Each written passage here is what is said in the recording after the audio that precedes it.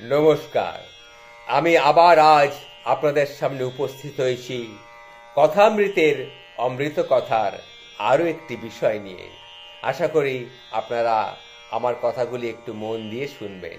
ঠাকুর শ্রী রামকৃষ্ণ ঈশ্বর দর্শন সম্পর্কে কি বলেছিলেন, তার কৃপাদৃষ্টি না হলে যে ঈশ্বরের দর্শন হয় না, এটা তিনি বলেছিলেন। সেই সম্বন্ধে আজকের কিছু কথা, ঠাকুরের কিছু কথা আপনাদের সামনে তুলে ধরছি।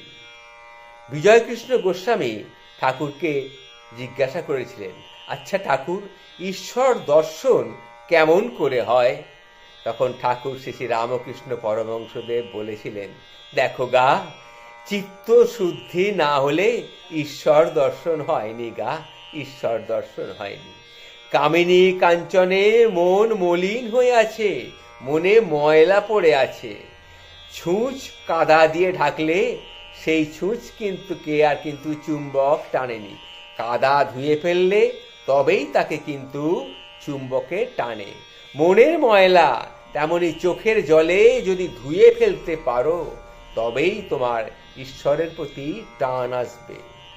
তখন তুমি বলবে, হে ঈশ্বর, আর অমন কাজ আমি আর কখনো করব না, এই বলে তোমাকে কাঁদতে হবে।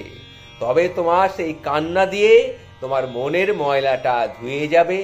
তখন ঈশ্বর রূপ চুম্বক পাথর তোমার মন ছুঁচকে আস্তে আস্তে তার দিকে টেনে নেবে।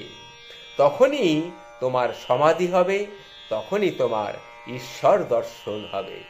ঠাকুরের এই কথাগুলি শুনে উপস্থিত সকল ভক্তরা অভিভূত হয়ে পড়ল। ঠাকুরকে তারা বললেন, ঠাকুর, আপনি কত সহজে কত কঠিন কথাগুলি আমাদের সামনে তুলে ধরেন। ঠাকুর, ঠাকুর, আরো বলুন ঠাকুর, আরো বলুন, ঈশ্বরকে আমি কি করে লাভ করতে পারবো? ঈশ্বর দর্শন কি করে লাভ করব? তখন ঠাকুর তাদেরকে বলেছিলেন, দেখো গা, হাজার চেষ্টা করো, তার কৃপা না হলে কিন্তু তার দর্শন তুমি পাবে না। তার কৃপা না হলে তার দর্শন তুমি কিছুতেই পাবে না। তার কৃপা হওয়া কি এতই সহজ গা? তোমাকে সমস্ত অহংকার ত্যাগ করতে হবে। আমি কর্তা, এইরূপ বোধ থাকলে কিন্তু ঈশ্বর দর্শন হয়নি। ভাঁড়ারে একজন আছে, তখন বাড়ির কর্তাকে কেউ যদি বলে, মহাশয়, আপনি আমাকে একটা জিনিস বার করে দিন, তখন সেই কর্তাটি কি বলে? তখন সেই কর্তাটি বলে, আমি গিয়ে ওখানে কি করব? আমি নিজে কর্তা হয়ে এখানে বসে আছি, সুতরাং যাও, তুমি গিয়ে নিয়ে এসো। এইরূপ মনের মধ্যে থাকলে ঈশ্বর তার কাছে আসবেনি গো, ঈশ্বর তার কাছে আসবেনি। কৃপা হলেই দর্শন হয়। তিনি জ্ঞান সূর্য, তার একটি কিরণে এই জগতের আলো পড়ছে, তবেই আমরা পরস্পরকে দেখছি, জানতে পারছি। আর জগতে কত রকমের বিদ্যা আমরা উপার্জন করছি, তার আলো যদি একবার তিনি নিজে তোমার মুখের উপরে ধরেন, তবেই তোমার তাকে দর্শন লাভ হবে।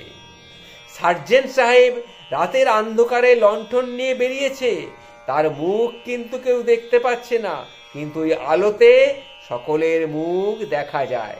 আর সকলের মুখ পরস্পরকে সে দেখতে পারে, মুখ চাওয়াচাই করে, কিন্তু সার্জেন্ট সাহেবের মুখ কেউ দেখতে পায়নি।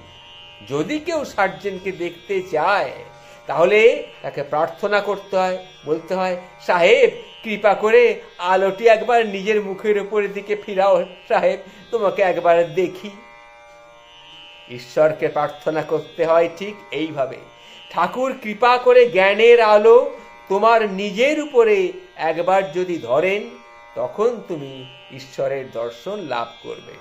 ঘরে আলো না জ্বলে সেটা হয়তো দারিদ্রতার চিহ্ন, কিন্তু হৃদয়ের আলো, জ্ঞানের আলো, এটা তো তোমাকে জ্বালাতেই হবে বাপু, তবেই তোমাকে তোমার ঈশ্বর দর্শন হলেও হতে পারে। বিজয়, এই যে বিজয় কৃষ্ণ, এ শুল বেদনা ওঠে, মাঝে মাঝে ওষুধ খায়, ওষুধ খেলে তবে ওর বেদনা একটু একটু শুল বেদনা কমে। ঠাকুর হয়তো কৃপা সিন্ধু। বিজয় গাড়ি ভাড়া করে, নৌকা ভাড়া দিয়ে এখানে আসে ঠাকুরের একটু কথা শুনতে। এবার বলরামকে একবার পাঠিয়েছিলাম, বিজয়ের কাছে বলরাম ভাড়া দিয়ে তবে বিজয়কে নিয়ে এসেছিল। বিজয়ের কাছে পয়সা ছিল নি গো, বিজয়ের কাছে পয়সা ছিল নি। বলরাম ভাড়া দিয়ে তাকে নিয়ে এসেছিল। বাগবাজারের ঘাটে নৌকা এলো, তখন বিজয় আস্তে আস্তে করে আমার এখানে এসেছিল। তখন আমি বিজয়কে এইসব কথাগুলি বলেছিলাম। তোমরা সব শুনলে তো? ঠাকুর দর্শন, ঈশ্বর দর্শন সবার হয়নি। ঈশ্বরকে দর্শন করতে গেলে সব কিছু ত্যাগ করতে হয়। কামনা, বাসনা, কামিনী, কাঞ্চন, স্ত্রী, পুত্র সবাইকে ত্যাগ করতে হয়।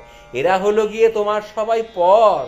তুমি শহরে এসেছো ভাড়া বাড়িতে, আসল বাড়িটা হচ্ছে গিয়ে ওইখানে, ওই গ্রামে যেখানে তোমার আসল বাড়ি, সেইটা হলো গিয়ে তোমার আসল বাড়ি। সেই বাড়িটার কাছে তোমাকে যেতে হবে, মনে মনে সর্বদা সেই বাড়িতে যাওয়ার কামনা করতে হবে। সেই বাড়ি হলো গিয়ে ঈশ্বরের বাড়ি, সেই বাড়ি হলো গিয়ে ঈশ্বর। জয় জয় জয় ঠাকুর, জয় শ্রী, জয় ঠাকুর, জয় ঠাকুর। ঠাকুরের এই কথাগুলি আপনাদের সামনে তুলে ধরলাম। এই কথাগুলি আপনারা শুনলেন। ঠাকুর শ্রী শ্রী রামকৃষ্ণ পরমহংসদেবের কথা অমৃত সমান।